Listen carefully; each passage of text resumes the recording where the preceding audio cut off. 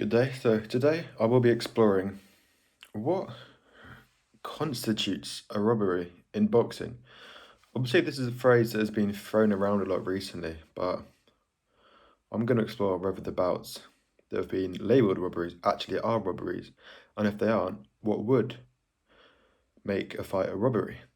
In my opinion, a robbery is where a boxer has won a fight convincingly, so by 3 or 4 rounds, or a big knockdown, but he has not been given the decision.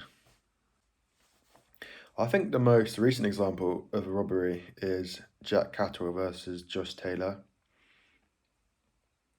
In the fight, it looked like Catterall had won pretty convincingly by 3 or 4 rounds, and the majority of the boxing world agrees. But Taylor got the decision, robbing Catterall of the chance to be world champion.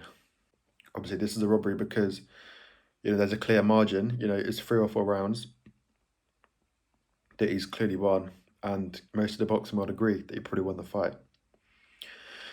So, with the term robbery, where has it been thrown around where maybe these matches might not be a robbery? So I'm thinking Haney, Lomachenko,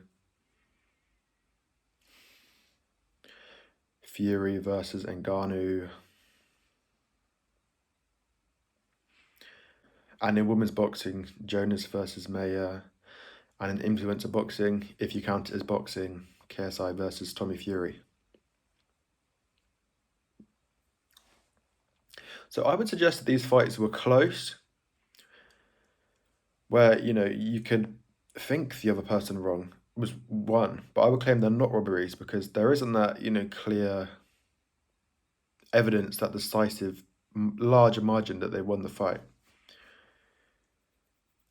With Haney Lomachenko, it was very close. Arguably should have been a draw, but there can't be a huge anger that some of the judges have slightly swayed more towards Haney just because it was such a close fight. I think with Fury and Ngannou, I think over 12 rounds, like Ngannou obviously probably won in terms of the night, came out with more respect, dropped the champion. But when you're thinking in terms of boxing a squad with like 12 1 minute, 3 minute rounds, so when you're thinking of each round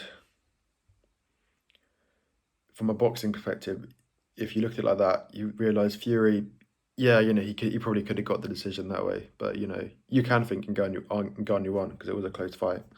I think with KSI Fury, again another close fight. The thing to remember is boxing is subjective. Different boxing judges are going to like different things.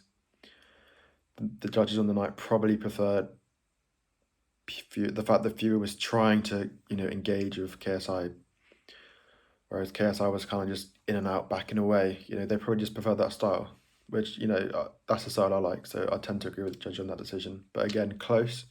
So you could say and make an argument KSI won, but there's not enough evidence to suggest it's a robbery. So yeah, that's it really. I thought I'd just give a little explanation into what constitutes a robbery, and then what just is a close fight. If you've got any other examples of clear robberies or fights you think people say they're robberies but aren't, let me know in the comments. I'd love to know. Have a bit of a discussion. Yeah, thank you for watching.